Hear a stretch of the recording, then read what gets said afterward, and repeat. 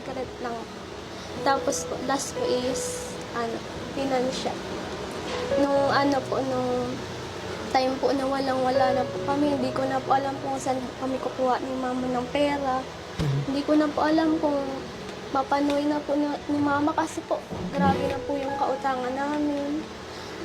Kung hindi po nagdating sila, Kuya Rab, baka po nasa trabaho na po ako. Hindi na po ako makapag-aral ulit kasi po, ang iniisip po ni mama, paano naman po kami? Paano naman po yung mga pagkain namin sa araw-araw? Kasi po wala naman po si mama trabaho eh.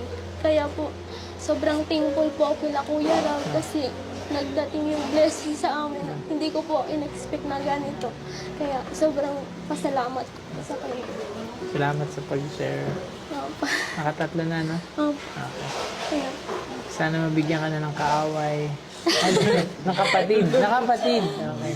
hindi na po. Wag na, wag na. Wag na. Hello, Dara.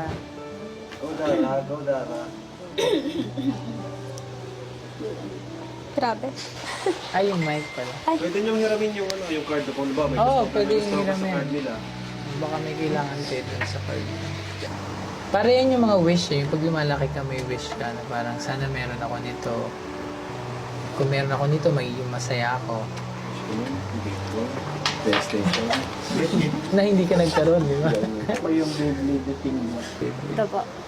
Okay. Sa mga exam po, tapos sa mga, parang sa school po. Parang ano po, na insecure pa ako sa mga, Security. sa mga klase ko po, parang parang nakakasabay sila sa mga activity, tapos ako parang slow learning, parang ganun pa ako.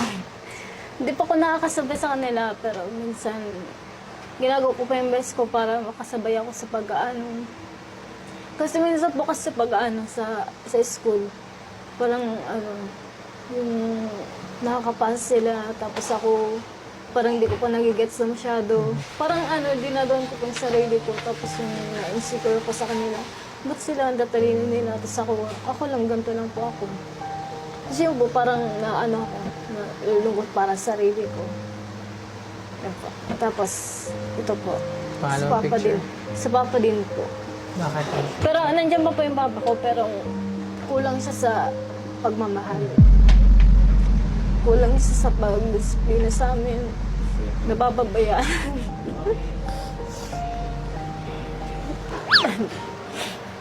Hindi naman po hindi po kami sa pinapabayaan, pero parang para sa akin, para sa mga kapatid ko, kulang na kulang yung pagbibigay ng pagmamahal sa amin.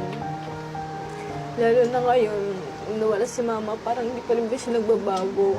Parang hindi po siya hindi pa rin pa siya kakatigil sa pag-iinom, ganun. Parang parang libangan niya na rin po para mawala yung problema niya. Pero sobrang sakit po sa puso. Parang hindi ko nararamdaman yung pagmamahal nila. Mas lalo na po sa mga kapatid ko din. Sa din po sa mga kapatid din po. Salo na po dito. Okay. Salo po sa mga kuya ko. Okay.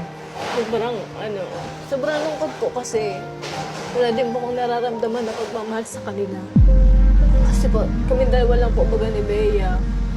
Kami dalawa lang po. Tapos pag punta na po kasi sa bahay, parang wala lang po.